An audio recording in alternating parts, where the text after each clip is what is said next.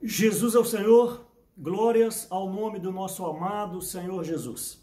Irmãos, é com muita alegria que nós hoje daremos início a mais um encargo para toda a microrregião do Espírito Santo, Vales de Minas e também parte da Zona da Mata, onde nós iniciaremos hoje o compartilhar deste maravilhoso livro que a editora lançou recentemente, A Glória do Ministério da Nova Aliança.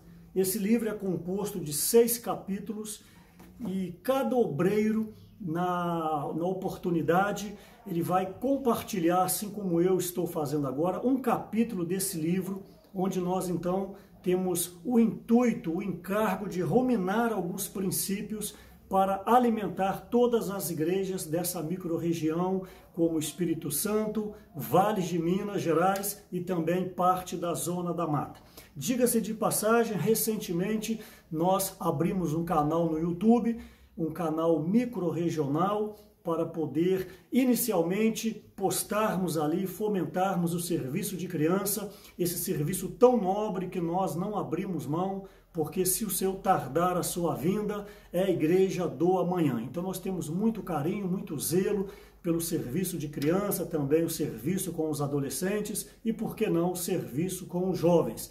Então este canal no YouTube, ele foi criado inicialmente com esse intuito de fomentarmos entre as igrejas dessa microrregião a troca de experiência e também para aquelas igrejas pequenas que têm um número de crianças tão reduzido, onde essas igrejas não fiquem sem o material para poder alimentar as suas crianças. Então peço você que, por favor, se inscreva no canal, onde nós já passamos o link para todos vocês. Além de se inscrever, vocês precisam clicar no sininho para receber as notificações. Eu não tenho tempo aqui de gastar mais tempo para explicar sobre isso, mas eu peço, se você não sabe lidar com essas questões de se inscrever no canal, peça ajuda a alguém da sua igreja, mas não deixe ali de clicar também no sininho para você receber as notificações. E você que já é inscrito, aprenda também a navegar no canal. Não fique só na página inicial. Você clica na parte de cima, escrito Playlist. Ali vão abrir várias pastas, onde você pode acompanhar os servicinhos de criança da igreja em Cachoeira do Pimirim, da igreja, por exemplo, em Vitória, da igreja em Carlos Chagas, da igreja em Governador Valadares. Ali então você vai poder pegar experiência, além de poder apresentar para as suas crianças. E também tem uma pasta ali, pasta chamada Palavra Ministerial. Você pode então usar esse meio para, além de se alimentar, passar esse link para um parente, para um conhecido, onde a salvação do Senhor, por meio até mesmo de um serviço de criança, pode entrar nos lares das pessoas. Além de agora, dando início ao compartilhar sobre este livro, nós iremos criar também uma pasta talvez com esse tema, onde vão ter ali as mensagens de todos os obreiros, assim que eles forem compartilhando o capítulo 2, 3, 4, 5 e 6, ok? Então hoje eu inicio com esse capítulo número 1, cujo tema é o único ministério. Meu encargo aqui hoje é falar desse tema sobre o único ministério. Está baseado em 2 Coríntios, capítulo 3, versículos de 5 a 9. No decorrer dessa mensagem, eu vou procurar abrir um pouco mais sobre essa questão de 2 Coríntios, capítulo 3, versículos de 5 a 9. Eu gostaria de iniciar falando que Deus, ele deseja introduzir o homem na sua glória. Glória, quando o irmão Pedro Dong compartilhou para nós, talvez há cerca de 6 meses ou há quase um ano, ele desvendou para nós que glória não é somente uma luz, glória não é somente um resplendor. Sim, tudo isso está correto, mas glória de uma maneira mais íntima é a própria pessoa do Senhor, porque o Senhor é a glória, o Senhor vive na glória, o Senhor transmite a glória. Então a glória, ela não é nada mais, nada menos, de uma maneira bem resumida, é a própria pessoa do Senhor. E Deus, desde quando criou o homem, ele teve um intuito no seu coração, ele teve um encargo no seu coração, que é nos introduzir nele mesmo. Por isso que a Nova Jerusalém, revelada no livro de Apocalipse, quer dizer a morada eterna entre Deus e os homens. Então a Nova Jerusalém não é nada mais do que uma mescla, habitação, Deus e o homem no mesmo lugar, na mesma esfera, no mesmo ambiente. Ok, então este é o ápice da salvação humana, quando você é salvo por meio do nome do Senhor Jesus, por meio de crer no Senhor Jesus. Você não deve ficar parado na fase inicial da salvação. Você precisa, então, desenvolver a sua salvação, como está no livro de Filipenses, capítulo 2, versículo 12. Você desenvolve a salvação para o quê? Para você chegar na meta final, que é ser introduzido em Deus. Sim, essa é uma palavra muito profunda, é uma palavra cheia de revelação, onde nós não podemos, então, achar que sejam coisas de somenos. Você que está ouvindo a palavra pela primeira vez a respeito disso, você precisa abrir a sua Bíblia, você precisa orar, você precisa se esvaziar, você precisa, por que não, respirar, você precisa zerar os seus conceitos para que essa palavra ela possa alcançar o seu coração, não apenas na esfera do conhecimento, mas de uma maneira que mude a sua visão, muda uma visão totalmente panorâmica sua, para que você possa ser então realinhado à vontade eterna de Deus. Nós, cristãos neotestamentários, cristãos que já creram, foram batizados, invocaram o nome do Senhor, temos o Senhor dentro de nós, nós não podemos viver uma vida qualquer. Nós não podemos achar que aquilo que o papai falou, aquilo que o vovô falou, aquilo que a tradição diz, aquilo que o costume nos mostrou, que isso é correto.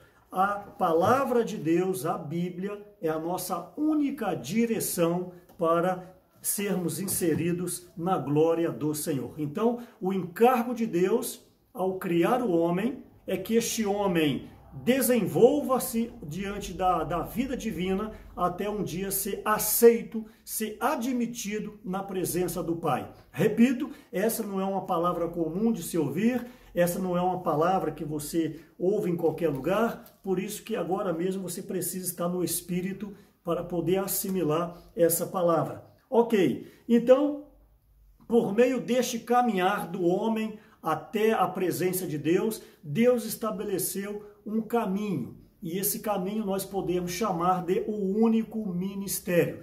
Deus não tem vários ministérios, Deus tem apenas um único ministério que está revelado muito claro neste livro. Por isso eu encorajo você a adquirir esse livro, eu encorajo você, meu amado irmão, minha amada irmã, não deixar de ler nos grupos familiares de cuidado mútuo. O que é o ministério? O ministério, nós podemos dizer que é uma ideia central.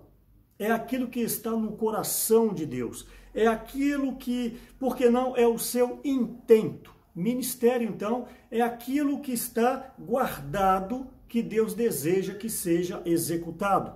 Diga-se de passagem, por exemplo, um presidente quando é eleito, ele tem os seus vários ministros, que constituem ali os vários ministérios, que na totalidade, estou falando de uma maneira bem assim sóbria, reflete o plano de governo desse candidato, dessa pessoa que foi eleita. Então, ministério é aquilo que está no coração de Deus e que necessariamente precisa ser aplicado, que necessariamente precisa ser executado.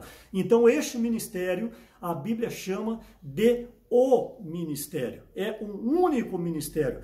No entanto, ele teve a sua apresentação na Antiga Aliança, ou no Antigo Testamento, para alguns Velho Testamento, e teve a sua apresentação na Nova Aliança, ou no Novo Testamento, ou o Testamento, como alguns chamam, neotestamentário.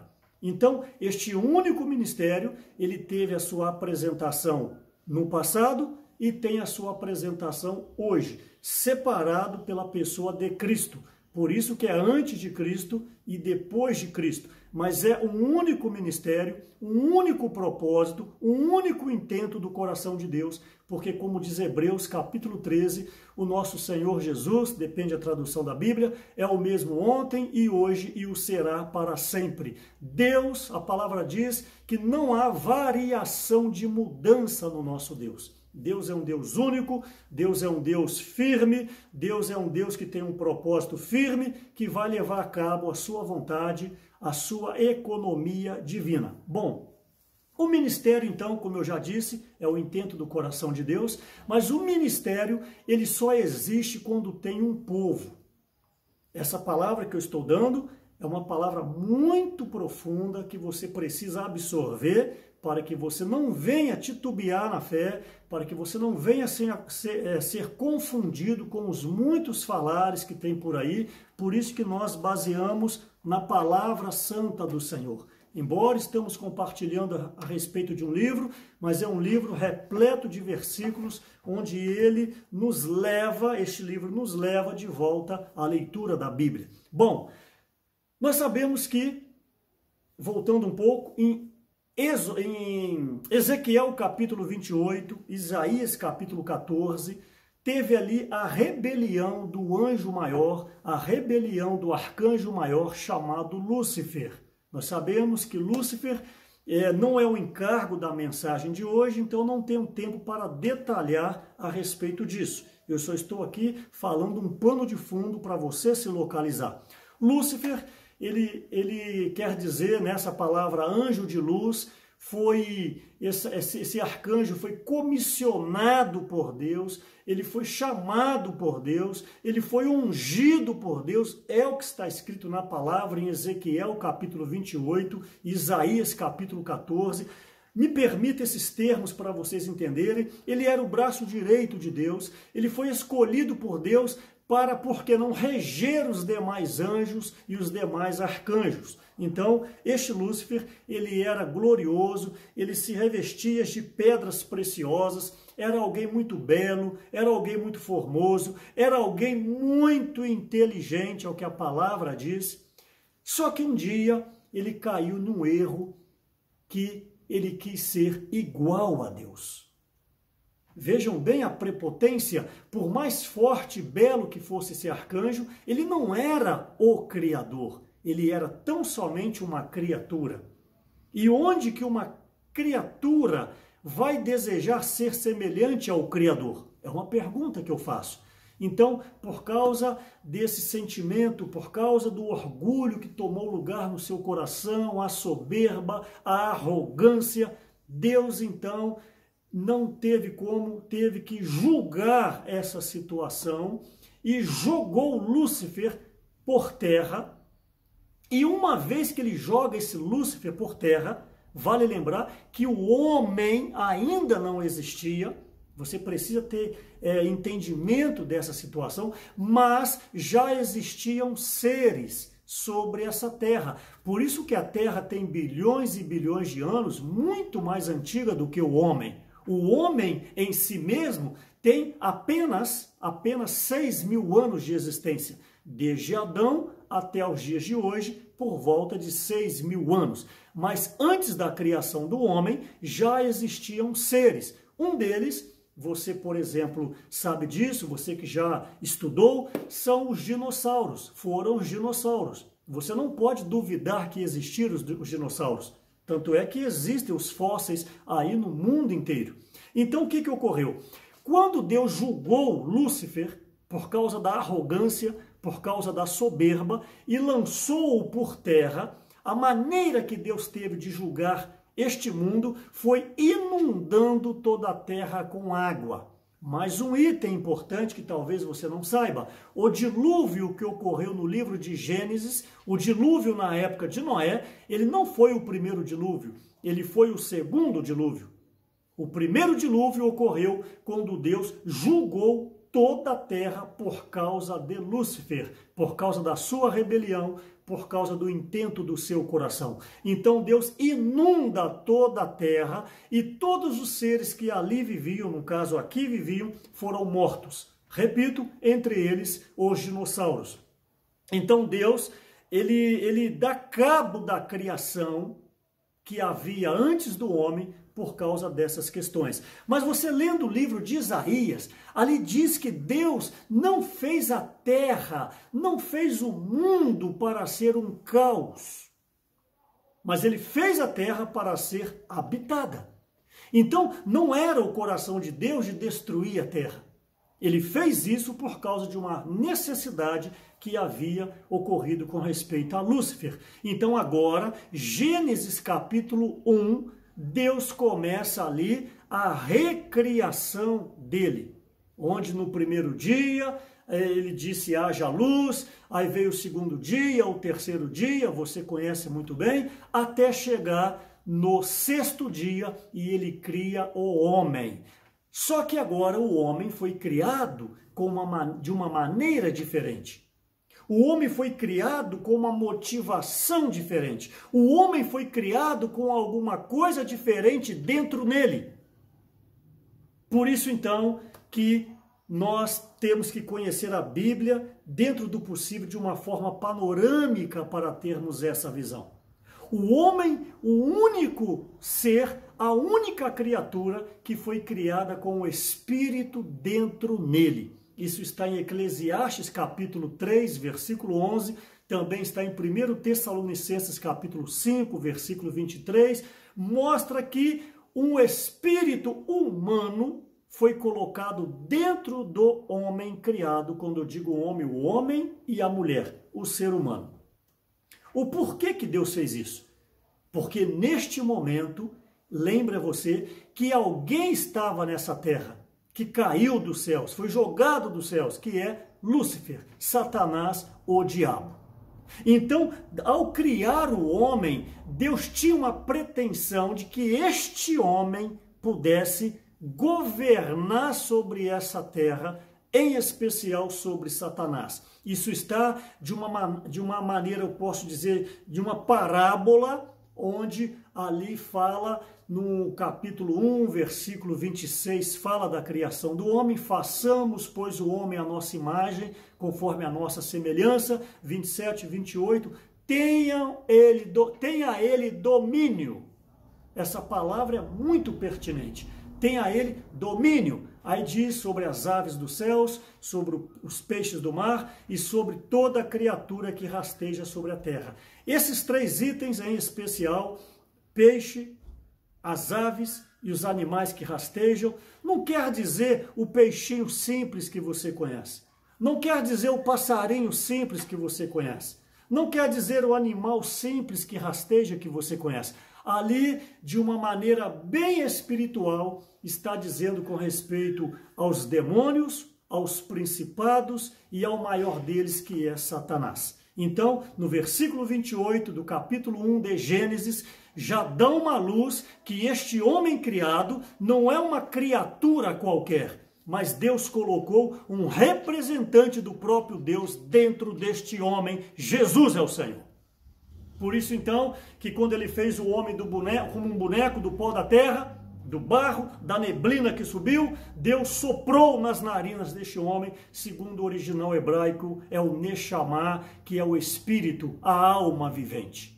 Este homem, então, agora, ele contém dentro de si alguma coisa que veio de Deus, alguma coisa que partiu de Deus. Você, meu amado irmão, você, minha amada irmã, você precisa se valorizar, porque você não é uma pessoa qualquer. Você é uma criação de Deus que tem o Espírito dentro de você. E é a partir desse Espírito que Deus vai fazer a sua obra. É a partir desse Espírito que Deus vai te introduzir na presença dele mesmo, na presença do Pai. Então, esse pano de fundo é para vocês entenderem como que Deus ama o homem, como que Deus precisa do homem, como que Deus anela este homem na sua presença. Então você, a partir deste momento, dessa mensagem, vai se valorizando, porque Deus te ama. Deus precisa de você, Deus necessita de você, embora seja o Deus Todo-Poderoso, mas Ele não fará nada sem ser por meio do homem. Por quê? Porque assim Ele determinou quando criou o homem, colocando o espírito humano dentro do homem. Amós capítulo 3, versículo 7, certamente o Senhor Deus não fará coisa alguma, sem antes revelar aos teus servos, os profetas. Amós capítulo 3, versículo 7, deixa isso bem claro para nós. Certamente o Senhor Deus não fará coisa alguma sem antes revelar aos teus servos, os profetas. Ok, então, ao criar este homem, Deus tinha uma expectativa que este homem mantivesse comunhão com o próprio Deus por meio deste Espírito, que, diga-se de passagem, não é o Espírito Santo, é o espírito humano que foi colocado dentro do homem, conforme Romanos capítulo 1, versículo 9, o apóstolo Paulo, ele fala, porque Deus a quem sirvo em meu espírito. Esse espírito, como 1 Tessalonicenses 5, 23, e o mesmo Deus da paz vos santifica em tudo, e o vosso espírito, alma e corpo sejam conservados íntegros e irrepreensíveis até a volta do Senhor. Esse Espírito, com letra minúscula, ainda não é o Espírito Santo. Sim, ele partiu de Deus, mas ainda não é a totalidade do próprio Deus. É algo que saiu de Deus, é o sopro divino que saiu de Deus, que adentrou o homem, que deu vida para o homem. Então, a expectativa de Deus era que este homem mantivesse comunhão com o próprio Deus por meio desse Espírito. Me permita, por favor, é como uma torre de celular que manda as ondas de frequência, manda o sinal para o aparelho. Dentro desse aparelho tem que ter um dispositivo que conecta com a torre para poder funcionar. Então esse espírito humano é como um dispositivo que está dentro do homem criado para conectar com Deus. Isso está muito claro em João capítulo 4, versículo 24, porque Deus é espírito, com letra maiúscula. E importa que os seus adoradores o adorem em espírito e em verdade. Esse espírito já é com letra minúscula. Então existe o espírito humano, que é constituição do homem criado, e existe o Espírito Santo, que é o próprio Deus. Por exemplo, Mateus 1,18, quando o Espírito Santo entrou em Maria, e então a partir dali ela achou-se grávida e deu à luz. Esse Espírito Santo é o próprio Deus. Ela deu à luz a um menino chamado Jesus, mas dentro deste menino havia o próprio Deus, Deus homem habitando entre nós. Então, embora você seja cristão há muitos anos, essas particularidades você precisa discernir o que é o Espírito humano e o que é o Espírito Santo de Deus, ok? Então, Deus criou o homem para que o homem pudesse governar sobre toda essa terra. Mas nós sabemos que, infelizmente, este homem foi ludibriado pela serpente, representando Satanás, onde então a serpente ludibriou Eva e derrubou Eva, e Eva então passou agora a desobedeceu a Deus, porque comeu do fruto que não deveria comer. O problema não era o fruto físico, a questão foi, cortou a comunhão do homem com Deus, e agora este homem está ligado ao inimigo de Deus, a Satanás, ao diabo, por isso que o pecado entrou no homem. Isso está em Romanos capítulo 5, versículo 12, e também está em Romanos capítulo 6, versículo 23, onde resume que o salário do pecado é a morte. O homem, de acordo com Gênesis capítulo 3, não foi criado para morrer. Se você ler ali a partir do versículo 22 até o versículo 24. O homem não foi criado para morrer, o homem foi criado para viver eternamente. Mas Romanos 6, 23 deixa claro que o salário do pecado é a morte. Agora esse homem necessariamente vai ter que morrer, porque o pecado, a desobediência, o representante de Satanás entrou no homem. O que é o pecado? O pecado é o representante de Satanás. Por isso então que este homem cai. Este homem cai e logo após vem o primeiro homicídio, Caim mata Abel, e este homem vai sucessivas quedas, lembra? Este homem que fora criado de uma maneira diferente para cumprir o propósito de Deus. E este homem então foi estragado, este homem foi anulado, este homem se tornou impossibilitado de agradar a Deus.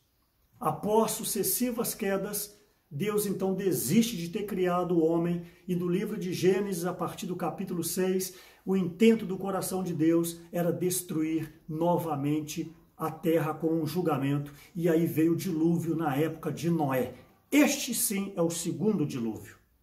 Então, novamente, Deus destrói toda a terra, mas aleluia, porque sempre o nosso Senhor mantém uma chama acesa. Aleluia! Que você seja essa chama acesa no seu trabalho, que você seja essa chama acesa na sua casa, diante dos seus parentes, diante dos seus amigos. Em nome de Jesus, não deixe a chama do seu espírito apagar. Como o livro de Levítico, capítulo 6, o fogo do altar não poderia se apagar. Então Deus mantinha uma família com a chama acesa nessa terra, a família de Noé. Deus, então, fala para Noé construir uma arca. Noé, então, constrói a arca, e quando veio o dilúvio, o Senhor destrói toda a terra, mas a família de Noé, a sua esposa, os seus filhos, entraram na arca, as suas noras entraram na arca e foram salvos. A partir de Noé, Deus recomeça a criação humana, e Deus novamente não desiste do seu plano e levanta uma pessoa chamada Abrão. Jesus é o Senhor. No final de Gênesis capítulo 11, mais claramente na Bíblia, no início de Gênesis capítulo 12, Deus chama a Abraão. Deus havia deixado de lado a raça criada, representada por Adão, e Deus agora levanta Abrão, que se tornaria Abraão, como a raça chamada.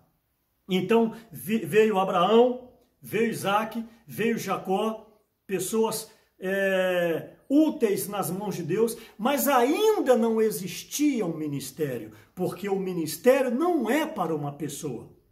O ministério não é para uma família. O ministério é para um povo. Guarde isso na sua mente. O ministério não é para uma pessoa, o ministério não é para uma família, o ministério é para um povo. Eu preciso que você guarde isso, porque depois no final eu vou falar e você vai entender. O ministério não é para um indivíduo, o ministério é para um povo. Então, em Abraão não havia um povo. Havia sim famílias, mas não havia um povo. Em Isaac não havia um povo.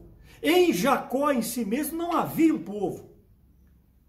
Então, na época de Jacó, levantou uma fome em Canaã, onde 75 pessoas desceram para o Egito por causa de comida, e ali se tornaram escravas, as pessoas escravas de Faraó, e após 400 a 430 já eram cerca de 2 milhões de pessoas. Então, por causa do clamor do povo e por causa do intento do coração de Deus, porque ele não desiste, Deus então levanta um libertador chamado Moisés.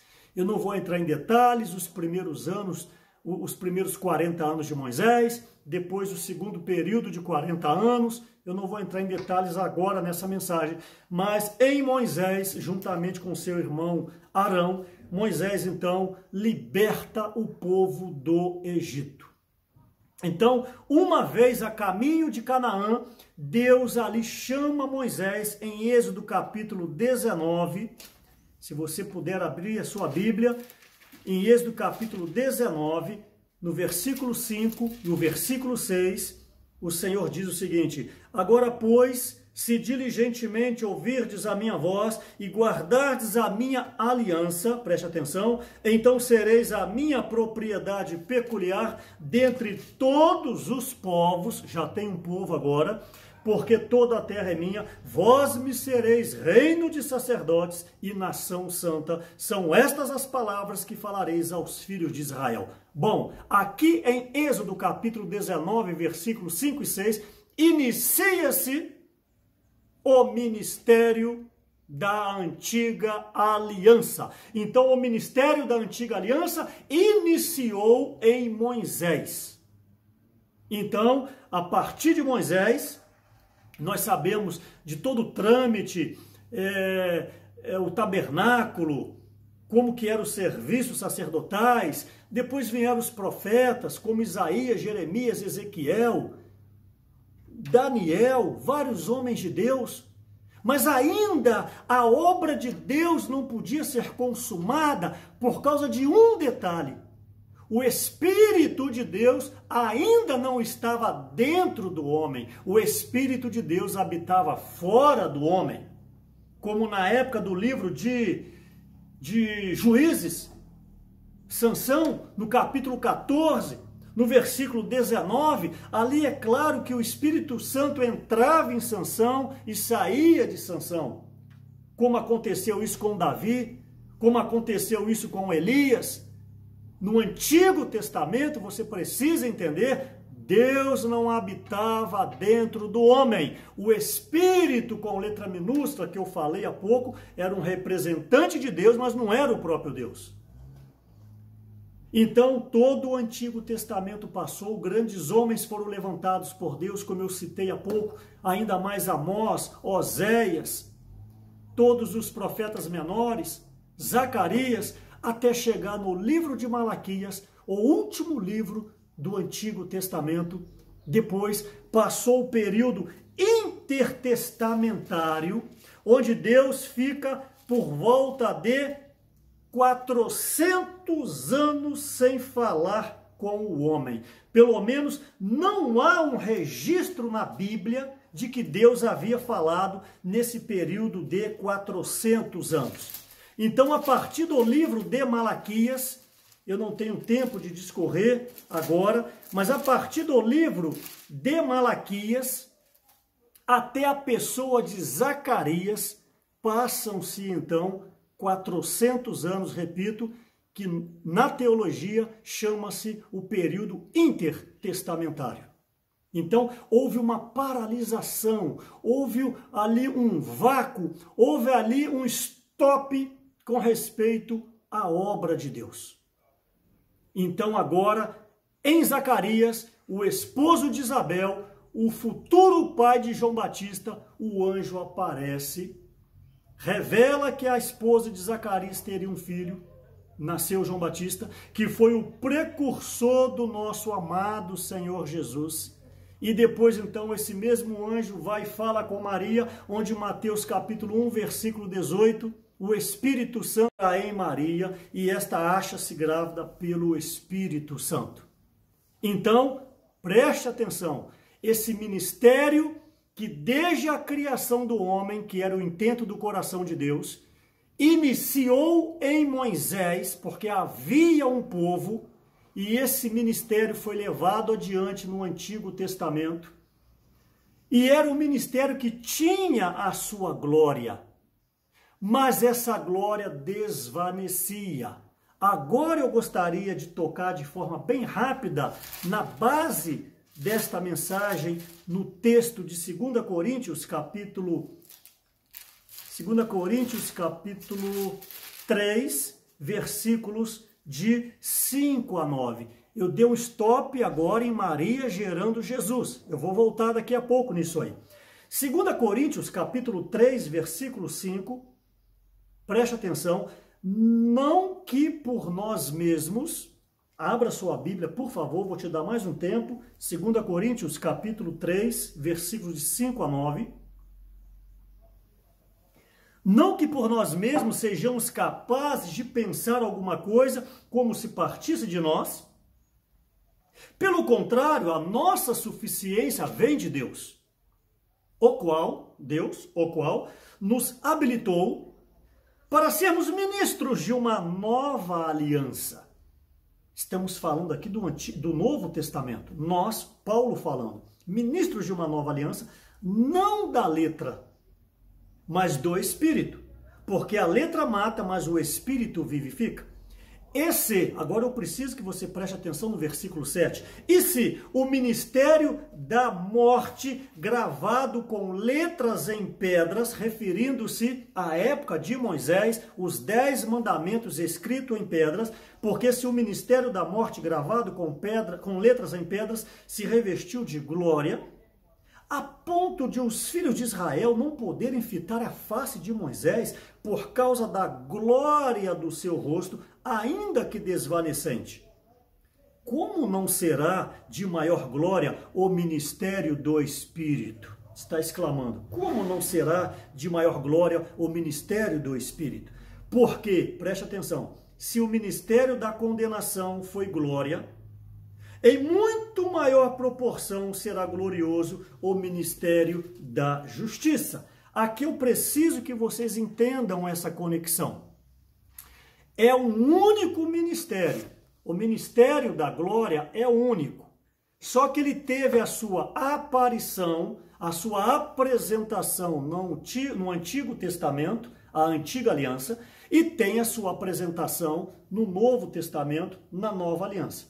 O que o texto está dizendo em 2 Coríntios capítulo 3, que o ministério do Antigo Testamento chamava-se ministério da morte, chamava-se ministério da condenação. O porquê disso, se esse ministério é de Deus? Por que leva essa terminologia morte? Por que leva essa terminologia condenação? Aí, meu amado irmão, minha amada irmã, você amigo que está ouvindo pela primeira vez essa palavra, precisa entender que, como Deus não habitava dentro do homem, no Antigo Testamento era assim, Deus só passou a habitar no homem, falarei daqui a pouco, no Novo Testamento. Então, no Antigo Testamento, a partir de Êxodo capítulo 20, Deus dá os 10 mandamentos para Moisés. Lembra que no capítulo 19 de Êxodo, quando começou o ministério da Antiga Aliança, que eu falei há pouco, Moisés, quando falou para o povo arrogante, falou o seguinte: tudo que Deus falar, faremos. Então, tudo bem, vocês fazem o que eu falo? Então Deus deu os 10 mandamentos. O que são os 10 mandamentos? O que é a lei? A lei é a pessoa do Senhor. A lei é o resumo do que está no coração de Deus. Então, quando o povo viu a lei, esmoreceu. Por quê? A primeira lei, amará a Deus, o primeiro mandamento, amará a Deus de todo o teu coração, de toda a tua força, de toda a tua alma, de todo o teu entendimento. Quem consegue fazer isso? Ninguém. Então, o homem queria agradar a Deus, mas quando ele lia, ele esmorecia, porque no Antigo Testamento era olho por olho, dente por dente. Pecou, morreu. Então, você entende a terminologia, o ministério da morte, ministério da condenação? Por isso. E também a terminologia, a glória desvanecia. Tinha glória o ministério da Antiga Aliança? Tinha. Mas essa glória desvanecia. Mas no Novo Testamento, essa glória é permanente. Aleluia! Você tem que agradecer a Deus por viver nessa era, a era da nova aliança. Então, é o ministério de Deus, é o falar de Deus, é a palavra de Deus, só que não dava subsídio para que o homem cumprisse a lei. Repito, por isso que era o ministério da condenação, por isso que era o ministério da letra, o ministério da morte. Então, esse período passou, por isso então que vem Jesus, porque Deus ele mesmo daria cabo do seu intento, ele mesmo daria cabo da sua vontade, ele mesmo daria cabo da sua economia. Agora está claro para você, o Espírito Santo, Mateus 1,18, entra em Maria e Maria acha-se grávida e dá à luz ao menino chamado Jesus, profetizado em Isaías capítulo 7, profetizado em Isaías capítulo 9 e em quase todas as escrituras do Antigo Testamento. Todo o Antigo Testamento reflete a pessoa de Jesus que viria. Então agora, quem é Jesus? Jesus é o Deus homem. Quem é Jesus? É o Emanuel, Deus conosco. Quem é Jesus? É o representante de Deus. Quem é Jesus? O próprio Deus. 1 João capítulo 5, versículo 20. João capítulo 10, versículo 30. João capítulo 14. Tudo isso prova que Jesus é o próprio Deus. Então, em Jesus, inicia o período do ministério da nova aliança. É isso que o capítulo 1 joga holofote, que o ministério da nova aliança iniciou em Jesus. Mateus capítulo 4, versículo 17, então Jesus deu início de forma oficial ao seu ministério. Mas o princípio não muda. Eu disse que o ministério é para um povo. O ministério não é para uma pessoa. O ministério não é para uma família. É para um povo. Então, Jesus, sabendo disso, Jesus, então, convoca 12 discípulos que seriam, mais tarde, 12 apóstolos. Isso está no livro de Lucas, capítulo 6, versículo 12. O Senhor Jesus ora a noite inteira e escolhe 12. Então, esses 12 seriam uma extensão de Jesus para o desenvolvimento e a propagação desse ministério da nova aliança, cuja meta é levar o máximo de pessoas a serem salvas, serem regeneradas, serem reconsagradas, serem reconciliadas, melhor dizendo, junto a Deus, para que essas pessoas pudessem, então, um dia adentrar a glória de Deus. Este é o período que nós vivemos. Qual é a intenção da igreja? A igreja é evangelizar para levar as pessoas a invocar o nome do Senhor, a serem batizadas, para serem introduzidas no corpo de Cristo, que é a igreja. Colossenses, capítulo 1, e também Efésios mostra isso, que a igreja é o corpo de Cristo. Colossenses 1 e Efésios, capítulo 1. Ok, então Jesus chama os 12, eles seriam a extensão de Jesus para a propagação desse ministério. E esses 12 discípulos, um deles foi o traidor chamado Judas. Judas então pecou, não é o foco de hoje dessa palavra, e precisaria então que alguém adentrasse, fosse inserido para suprir o vácuo, a falta, a vaga de Judas. Quem que seria convidado? Se o nosso Senhor Jesus passou a noite inteira orando para chamar 12, agora abre uma vaga por causa da traição de Judas, quem que entraria nessa vaga? Obviamente, Jesus já tinha partido. Por causa da traição de Judas, ele foi crucificado. Fisicamente, ele não estava mais entre os homens. Quem queria escolher se Jesus não estava aqui fisicamente? Então, neste ponto, eu quero jogar um holofote. Está no livro. Está bem descrito neste livro. Não são palavras minhas. São palavras escritas neste livro. Por meio do nosso amado irmão Pedro Dong. Quem que foi chamado? Quem que seria chamado? A partir desse momento, eu chamo a sua atenção. Para ser chamado, de acordo com o livro de Atos, capítulo 1, por favor. Atos, capítulo 1. Tinham que ter duas exigências. Jesus é o Senhor. Atos, capítulo 1, versículo 21. Diz o seguinte. Eu quero que vocês entendam a importância que temos apóstolos. Atos 1, 21. Deixe-me ver aqui. É necessário, pois, que dos homens que nos acompanharam todo o tempo que o Senhor Jesus andou entre nós, começando no batismo de João, até ao dia em que dentre nós foi foi levado às alturas. Capítulo 8, por favor, de Atos, capítulo 8. Deixe-me ver aqui qual versículo. Versículo 21, capítulo 8, 21. Quais os requisitos para suprir a vaga de Judas? 8, 21 de Atos. Não tens parte nem sorte nesse ministério, porque o teu coração não é reto diante de Deus. Não tens parte nem sorte neste ministério. Então, Atos capítulo 1 mostra que para suprir a vaga que folgou de Judas, tinha que ter sido alguém, tinha que ser alguém que caminhou com Jesus, que viu Jesus, que tocou em Jesus, que andou no ministério de Jesus nessa terra.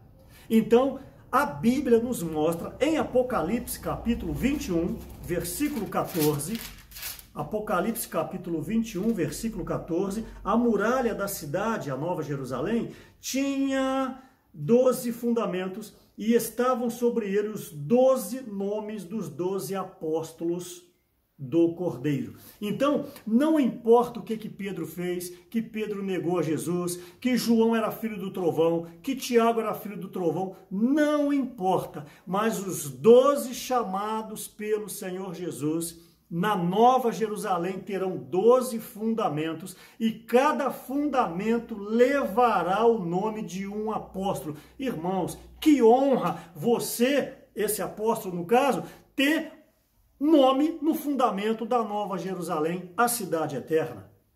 Então não poderia ser qualquer um. Para fazer parte deste grupo de apóstolo, tinha que ser alguém que andou com Jesus. Então, não de uma maneira de hierarquia, eu não ouso falar isso, mas os 12 apóstolos terão uma posição totalmente diferenciada de nós na Nova Jerusalém.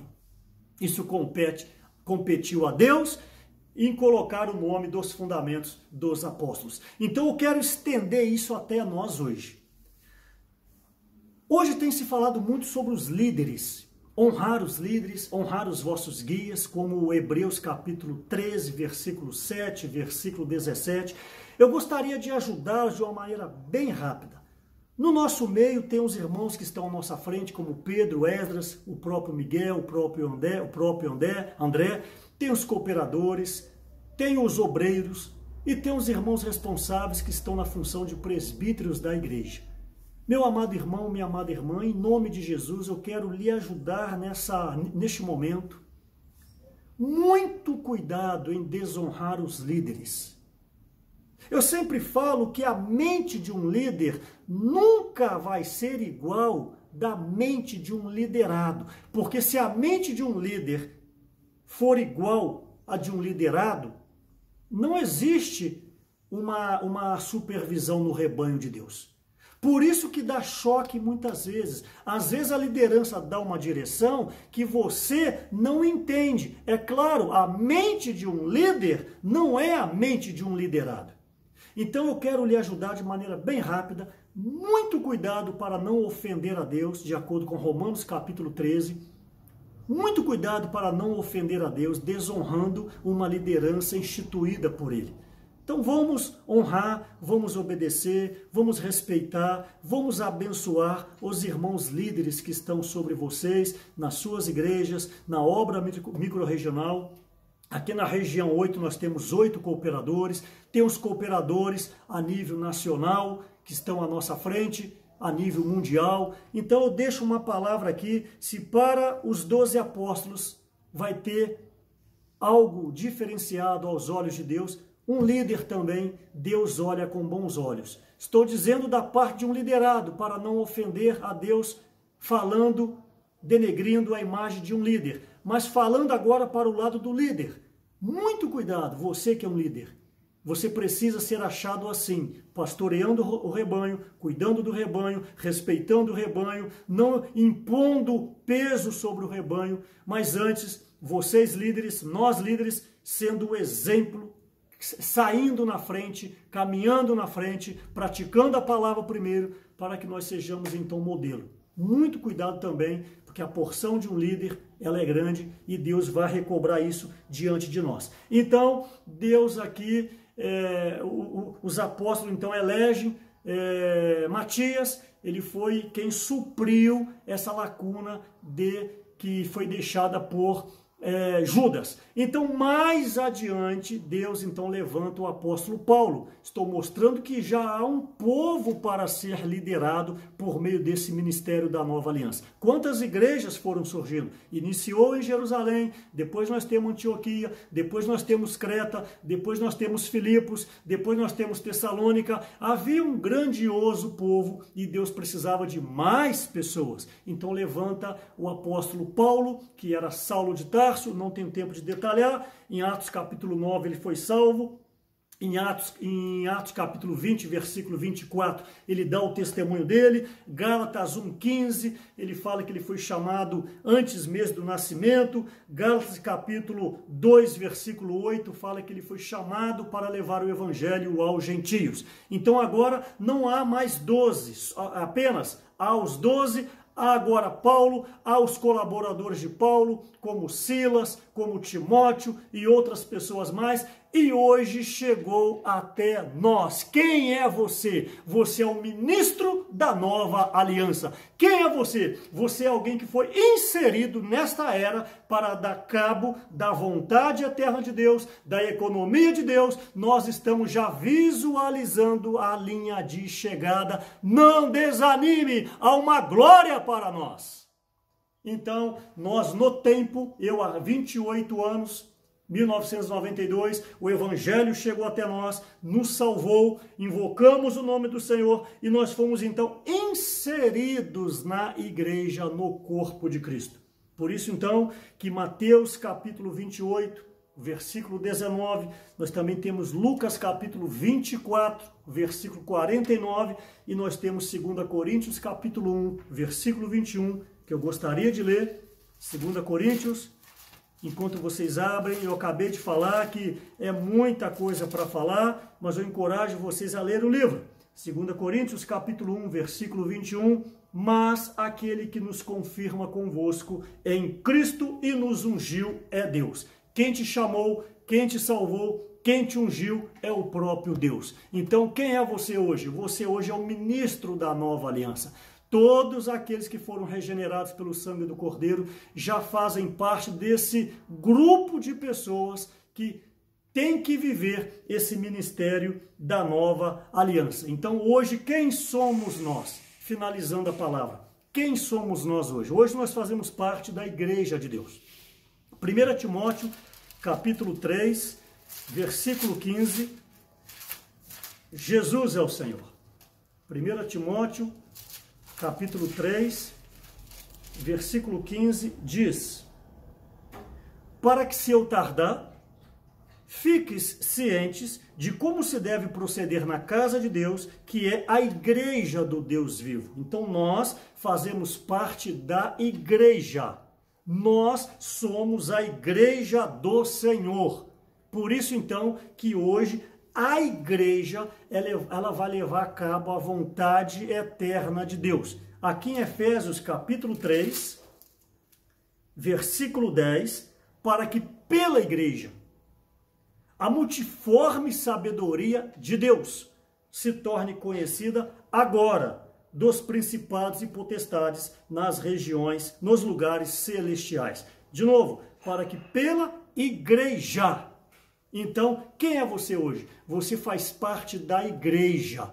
A igreja é que vai levar a cabo essa vontade eterna de Deus. É a igreja que vai subjugar Satanás. Lembra do início da mensagem, onde Lúcifer foi lançado por terra, que hoje ele é o pai da mentira, de acordo com João 8,44. Ele é que causa tumulto, ele é que causa as fofocas, ele causa a divisão. Hoje Satanás, personificado pelo pecado, eu espero que você me entenda, está dentro de nós, de acordo com Romanos capítulo 5, 6 e 7. Então, qual é a luta da igreja hoje? A igreja, a luta dela, Efésios capítulo 6, é manter-se na oração, desenvolvendo a palavra de Deus, para que em nós Satanás seja derrotado. E por outro lado, a partir de nós, que o Senhor vai levar a cabo a sua vontade. Está em Efésios capítulo 1, já estou finalizando. Efésios capítulo 1, versículos 9 e 10. Desvendando-nos o mistério da sua vontade, segundo o seu beneplácito, que propusera em Cristo, de fazer convergir nele, na dispensação da plenitude dos tempos. Então, Deus, através de nós, vai dar cabo de Satanás. É totalmente diferente do ministério da condenação do Antigo Testamento, porque havia o ministério, mas Deus não habitava dentro do homem. Mas no Novo Testamento, por meio de Jesus, o Espírito Santo entrar em Maria, Maria deu à luz a Jesus, e esse menino agora foi o protótipo, é o homem-Deus. E todos aqueles que creem em Jesus, todos aqueles que foram regenerados por Jesus, todos aqueles que invocaram o nome do Senhor, o Espírito Santo agora entra em nós e faz morada. João capítulo 14, versículo 23, se alguém me ama, preste atenção, guardará minha palavra e meu Pai o amará e viremos para ele e faremos nele morada. Então quem somos nós? Nós somos a morada do Espírito Santo. Efésios capítulo 2, versículo 22, que nós estamos sendo aperfeiçoados para a habitação de Deus no Espírito. Então hoje, como cristãos neotestamentários, como o ministro de uma nova aliança, nós podemos sim levar a cabo a vontade de Deus, não por nós mesmos, mas Deus em nós, Ele fará a sua obra. Por isso que Deus em nós é o mistério da glória do Novo Testamento. Então, meu amado irmão, minha amada irmã, é uma palavra muito profunda. Eu tinha muito mais o que falar, mas eu não gostaria de passar de 1 hora, falei 55 minutos, 56 minutos agora. O ministério da nova aliança, ele tem uma glória. E essa glória, o ponto final, é nós sermos inseridos na presença de Deus. É claro que os demais obreiros, nos demais capítulos, vão desenvolver este assunto. Eu aqui hoje só dei uma panorâmica, um pano de fundo. Eu preciso que você entenda, eu preciso que você revise essas palavras para você entender. No Antigo Testamento, Deus estava fora do homem. No Novo Testamento, o Espírito Santo, o próprio Deus, está dentro de nós. Ele fará a sua obra. Obviamente, nós precisamos cooperar. Nós temos que ter uma vida santa, nós temos que ser pessoas sérias, nós temos que ser pessoas que conheçam o fundamento da palavra, nós precisamos ter uma vida de oração. Então, por nosso meio, Deus vai fazer a sua obra. E a glória é do próprio Deus, a glória não é nossa. E o caminho é viver a vida da igreja. Você precisa ter em mente que você não está congregando em lugar nenhum. Você está em um lugar comum. Você está congregando naquilo que está no coração de Deus, que é a igreja única. Só existe, como diz Efésios capítulo 4, um só Senhor, um só Espírito, uma só fé, um só batismo e um só corpo. Este corpo é a igreja do Senhor. O que é a igreja? A igreja é o corpo de Cristo. A igreja não é um amontoado de alvenaria. A igreja não é uma casinha com uma cruz em cima. A igreja é a reunião dos filhos de Deus, aqueles que invocam o nome do Senhor. Por isso, na sua cidade, ame a unidade, mantenha a unidade. Todos os cristãos que vivem numa cidade, eles fazem parte da única igreja naquela cidade. Isso está no livro de Apocalipse, capítulo 1, versículo 11. Que o Senhor nos abençoe. Não deixe de ouvir as próximas mensagens para vocês desenvolverem esse assunto. E também não deixe, por favor, de ler este livro de uma maneira bem profunda para que você seja constituído da palavra de Deus. E agora mesmo, no final, se possível, dê o like aí para contribuir com o andamento deste canal. E se você não é inscrito, se inscreva e também ative o sininho para as notificações. Senhor, muito obrigado por este momento, obrigado por cada família que ouviu essa palavra, obrigado por cada irmão, cada irmã. Senhor, tenha liberdade por nosso meio, para que a tua vontade em nós seja cumprida e nós possamos então destronar Satanás, destronar as trevas e naquele dia sermos aprovados e podermos ser inseridos na glória, fazermos parte do reino eterno do Senhor e no mundo que há de vir, a nova Jerusalém. Jesus é o Senhor, até breve.